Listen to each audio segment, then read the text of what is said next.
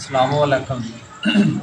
तत्थ है कहंदा पगड़ी वटा के इक्को थाली विच खा के वेड़े सजना दे जाके पिठ तक्की दी नहीं याद। जट नूं बड़क राती चोर नूं खड़क दिने अन्ने नूं सड़क दूरों लैंदी यारों मार। दो मुल्कां च जंग ते अमली नूं भंग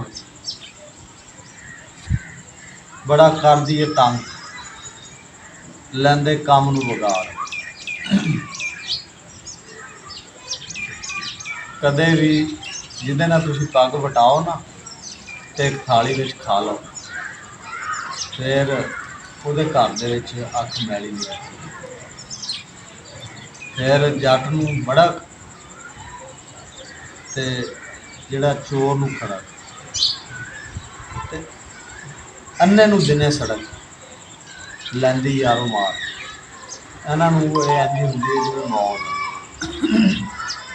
फिर दो मुल्कां च जंग ते जिहड़ा अमली बंदा उहनूं भंग ते बड़ियां तंग करदी ते इह नुकसान करदी।